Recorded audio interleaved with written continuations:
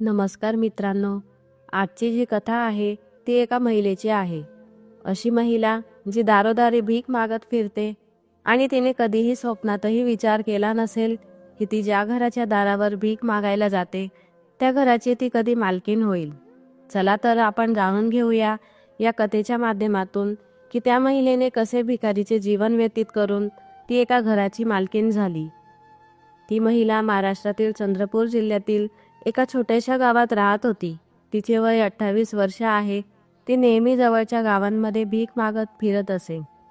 एके दिवशी ती एका गावात भीक मागण्यासाठी गेली व ती एका घराच्या दरवाजाजवळ उभी राहिली आणि घरात असलेल्या लोकांना आवाज देऊन म्हणत होती की कोणीतरी बाहेर या आणि मला भिक्षा द्या. मी 3-4 दिवसापासून जेवली नाही. पण घरातून कोणाचाही आवाज येत नव्हता.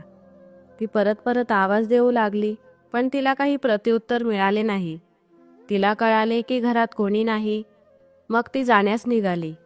पण अचानक घरातून आवाज आला आणि त्यांनी सांगितलं की थोडा वेळ बाहेर थांबा, मी माझी काही कामं आपटून येतो. हे ऐकून ती महिलाही दाराजवळ येऊन उभी राहते आणि काही वेळातच घरातील व्यक्ती बाहेर येतो व त्या व्यक्तीचे नाव पंकज असे आहे. पंकज ज्या वेळेस बाहेर येतो तो त्या महिलेकडे विचित्र नजरेने पाहत असतो. त्या व्यक्तीकडे बघून ती महिला म्हणते की मी 3-4 दिवसापासून काहीही जेवली नाही. कृपया करून मला काहीतरी खाण्यास द्या. पंकज त्या महिलेला म्हणतो की मी तुम्हाला कुठेतरी पाहिले आहे. हे ऐकून ती महिला हसू लागते आणि म्हणते की मी नेहमीच जवळच्या गावात किंवा गल्लोगल्ली भीक मागत असते. त्यामुळे कदाचित तुम्ही मला कुठेतरी पाहिले असेल. पंकज विचार करून म्हणतो, नाही, मी तुम्हाला चांगलेपणे ओळखतो. ती महिला विचार करू लागते की हा व्यक्ती मला कसे ओळखतो. तेव्हा लगेच पंकज त्या महिलेला म्हणतो की तुमचे नाव अमृता आहे ना आणि तुम्ही प्रियाची मैत्रीण आहात का. ती महिला आश्चर्यचकित होऊन म्हणते की हो, माझे नाव अमृता आहे. आणि तुम्ही प्रियाला कसे ओळखतात. पंकज त्या महिलेला म्हणतो की प्रियाचे माझ्यासोबत लग्न झाले आहे. आम्ही दोघं नवरा बायको आहोत. अमृता पंकजला म्हणते की प्रियाचा नवरा तर खूप सडपातळ होता आणि तुम्ही तर खूप तंदुरुस्त आहात. पंकज हसतो व अमृताला म्हणतो की रोजच्या खानपानमध्ये बदल व वयोमानानुसार माझे शरीर स्थूल झाले आहे. अमृता पंकजला म्हणते की प्रिया कुठे आहे, तिला बाहेर बोलवा, मला तिच्याशी बोलायचे आहे. पण हे ऐकून पंकजच्या चेहऱ्यावर उदासीनता आली. पंकज म्हणतो की प्रिया मला कधीच सोडून निघून गेली. अमृताने त्याला आश्चर्यचकित होऊन विचारले, ती तुम्हाला का सोडून गेली आणि असे का झाले. पंकज तिला म्हणतो की तिचे एका मुलावर प्रेम होते म्हणून तिने मला सोडून त्या मुलाशी लग्न केले आणि ती येथून निघून गेली. आता या घरात मी आणि माझा लहान भाऊ आम्ही दोघेच राहतो. खरं तर आता पंकज आणि त्याचा लहान भाऊ या घरात राहत होता. त्याच्या आईवडिलांचे आधीच निधन झाले होते आणि त्याची पत्नी प्रिया ही त्याला सोडून निघून गेली होती. आता ते दोघं भाऊच या घरात राहत असे. अमृता पंकजच्या बायकोची मैत्रीण होती. जेव्हा प्रिया तिच्या माहेरी जायची व पंकज तिला घेण्यासाठी जात असे त्यावेळेस प्रियाची मैत्रीण म्हणजे अमृता पंकजची चेष्टा करत असे आणि त्यामुळे पंकजने तिला लगेच ओळखले होते. आता दोघेजण आपल्या जुन्या आठवणींवर गप्पा मारत बसले. अचानक अमृताचा चेहरा पडला. तिचा चेहरा पाहून पंकज तिला म्हणाला की सोड अमृता, आता त्या गोष्टी आठवण करून मला जास्त त्रास देऊ नको. मग पंकज तिला विचारतो की तुझे तर लग्न झाले होते आणि तू अशी भीक का मागत आहेस. हे ऐकून अमृताच्या डोळ्यात पाणी आले आणि ती रडू लागते. पंकजला सांगू लागते की हो, माझे लग्न झाले होते, पण लग्नाच्या काही दिवसातच माझा नवरा मला खूप त्रास द्यायचा आणि मारहाणही करायचा. मी त्यांना कंटाळून माहेरी निघून आली, पण काही दिवसातच त्यांनी मला घटस्फोट दिला आणि मी माझ्या आईवडिलांकडे राहू लागले. काही दिवसातच माझ्या आईवडिलांचे निधन झाले आणि आईवडिलांच्या निधनानंतर भाऊ आणि बहिणींनी मला त्रास द्यायला सुरुवात केली. ते मला नेहमी टोमणे मारत असे. तुला नवऱ्याच्या घरी राहायचे नव्हते म्हणून तू आम्हाला त्रास द्यायला आली आहेस. मीही असा विचार केला की मी आता कोणावर ओझे राहणार नाही, म्हणून मी ते घर सोडले आणि बाहेर जाऊन काहीतरी काम करू लागली. पण मी ज्या ठिकाणीही कामावर जायची तिथले लोक माझ्याकडे वाईट नजरेने बघायचे. मी कंपनीत देखील कामाला लागली. पण माझ्यासोबत तिथेही देखील असेच झाले. मी विचार केला की आता मी घरकाम करेल. घरात मला असा काही त्रास होणार नाही. पण माझा विचार चुकीचा ठरला. घरच्या लोकांचा माझ्याकडे बघण्याचा दृष्टिकोन चुकीचा होता. ते माझ्याकडे वाईट नजरेने पाहत होते. म्हणून मी नाईलाजाने भीक मागण्यास सुरुवात केली. पंकज हे ऐकून आश्चर्यचकित होतो. अमृता त्याला म्हणते की मी भीक मागून माझा उदरनिर्वाह चालवत आहे. मी एक छोटीशी खोली भाड्याने घेतली आहे आणि त्या खोलीत मी एकटीच राहते. अमृताचे बोलणे ऐकून पंकजच्या डोळ्यातही पाणी येते आणि तो रडू लागतो व काही वेळातच दोघं शांत होतात. पंकज अमृताला म्हणतो की मी तुला एक गोष्ट सांगू का? तू त्या गोष्टीचं वाईट मानून घेऊ नकोस. अमृता पंकजला म्हणते, नाही, सांग, मला वाईट वाटणार नाही. तू भीक मागून तुझ्या जीवनाचा उदरनिर्वाह करत आहे हे मला चांगले वाटत नाही. मी असा विचार करत आहे की तू हे सगळं सोडून द्यावे आणि तुझ्या ज्या काही गरजेच्या गोष्टी आहेत त्या मी तुला देईन. कारण माझी पत्नीही मला सोडून गेली आहे आणि तुलाही कोणाचा आधार नाही व आमच्या घरात कोणी महिला नाही जे आमचे घर व्यवस्थित सांभाळू शकेल.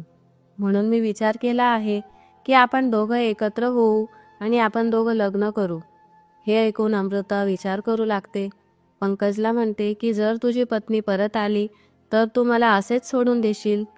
म्हणून नको, मी आता परत त्या नरकाकडे जाणार नाही जी मी माझ्या आयुष्यात विसरून गेली आहे. मी खूप आनंदी आहे की मी भीक मागून माझे जीवन जगत आहे. पंकज तिला म्हणतो की मी माझ्या पत्नीला घटस्फोट दिला आहे आणि मी तुला सांगतो की जर ती कधी परत आली तरी देखील मी तुला सोडणार नाही. पंकजचे बोलणे ऐकून अमृता विचार करते आणि पंकजला होकार देते. पंकज तिचा होकार ऐकून खूप आनंदित होतो आणि तो तिला हात पकडून त्याच्या घरात घेऊन जातो. जणू काही आता अमृताच्या जीवनाची नवीन सुरुवात होत आहे. घरात गेल्यावर पंकज अमृताला म्हणतो, हे आता आपले घर आहे. आता तू इथेच निवांतपणे राहू शकते. तुला कुठल्याही गोष्टीची कमी पडणार नाही याची मी खात्री घेतो. घराची हालत पाहून अमृता पंकजला म्हणते, घर कधीच आवरलेले दिसत नाही. पंकज हसत तिला म्हणतो की आता हे घर तुझे झाले. आता तूच बघ हे घर कसे ठेवायचे. अमृता झाडू घेऊन घराची साफसफाई करू लागते व पंकज घराच्या छतावर जाऊन काही काम करू लागतो. तेवढ्यातच पंकजचा लहान भाऊ घरात येतो, जो काही कामासाठी बाहेर गेला होता. तो अमृताला पाहून आश्चर्यचकित होऊन जातो की ही महिला घरात का झाडू मारत आहे. तो तिला जोरात म्हणतो की तू घरात चोरी करण्यासाठी आली आहेस का? तू कोण आहेस? अमृता त्याला म्हणते की तू माझ्याच घरात येऊन मला विचारतो की मी कोण आहेस. आधी तू सांग की तू कोण आहेस, मला असे विचारणारा.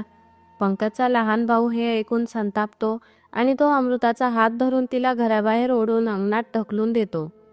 वर काम करत असलेला पंकज जेव्हा हे सगळं पाहतो तेव्हा तो त्याच्या भावाला आवाज देतो आणि म्हणतो, थांब, असे काही करू नकोस, मी तुला खाली आल्यावर सगळं काही सांगतो.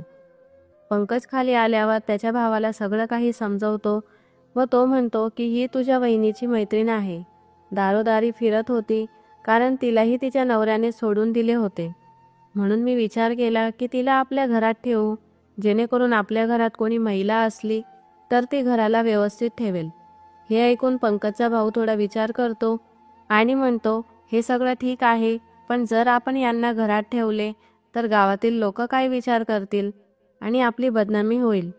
पंकज त्याच्या भावाच्या बोलण्यावर विचार करतो व त्याच्या भावाला विचारतो की तुझं काय मत आहे, त्याच्याबद्दल मला सांग. पंकजचा भाऊ त्याला म्हणतो की जर यांना आपल्या घरात ठेवायचे असेल तर तुम्हाला आधी यांच्याशी लग्न करावे लागेल, मगच आपण यांना सन्मानाने घरात ठेवू शकतो. पंकजच्या लहान भावाचे बोलणे समजते. तो त्याच्या लहान भावाला म्हणतो की तू आता जा आणि पोलीस पाटलांना येथे घेऊन ये. पंकजचा लहान भाऊ जातो आणि पोलीस पाटलांना घेऊन घरी येतो. पंकज पोलीस पाटलांना सांगतो की या महिलेची या जगात कोणीही नाही आणि आम्हाला देखील कोणाचा आधार नाही. मी विचार केला आहे की मी तिच्याशी लग्न करून घेऊ, त्यामुळे आमचे कुटुंबही पूर्ण होईल आणि यांना कुठल्याही समस्यांना सामोरं जावं लागणार नाही. पोलीस पाटील विचार करतात की या दोघांनी चांगलाच निर्णय घेतला आहे. ते त्यांना लग्न करण्यास होकार देतात. ते गावातील काही लोकांना जमा करून दोघांचे लग्न लावून देतात.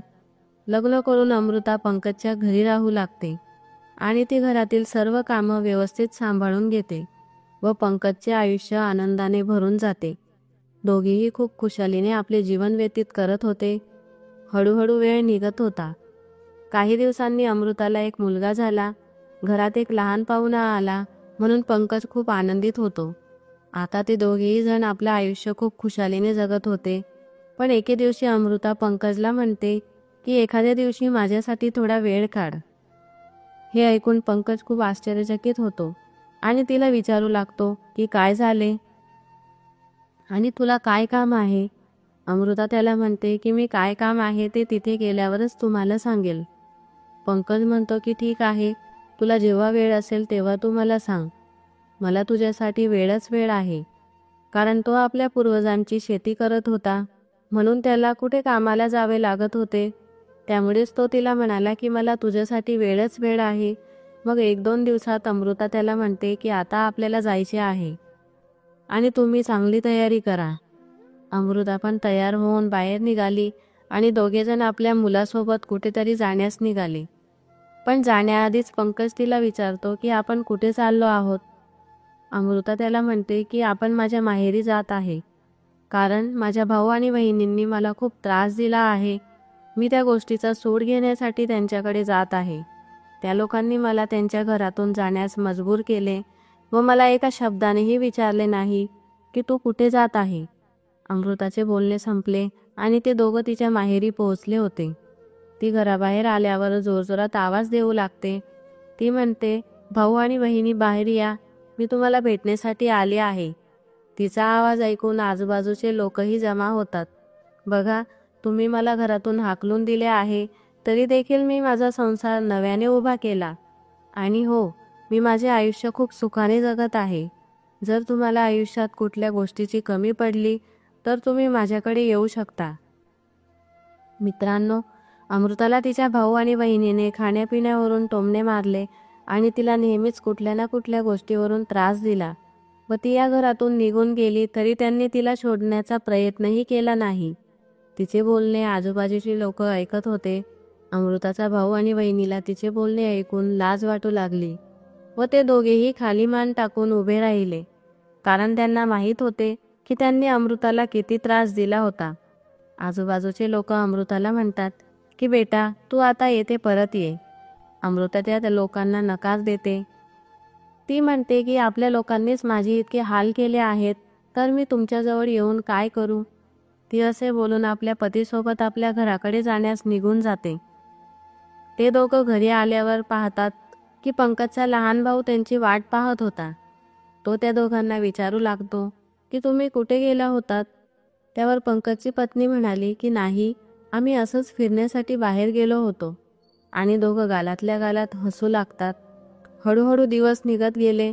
पंकजच्या भावाचेही लग्न झाले आणि त्यांच्या आयुष्यात सर्व काही सुरळीत झाले. मित्रांनो, आज आपण अशा कथेच्या माध्यमातून शिकलो की माणसाने स्वतःला कधीच कमजोर समजू नये. अमृता या महिलेची ही कथा आहे जिच्या आयुष्यात अनेक अडचणी येतात. अमृता जेव्हा तिच्या आईच्या घरी जाते तेव्हा तिला तिचा भाऊ आणि बहिणीचा सामना करावा लागतो, ज्यांनी तिला टोमणे मारून घरातून हाकलून दिले. पण अमृताने हार मानली नाही.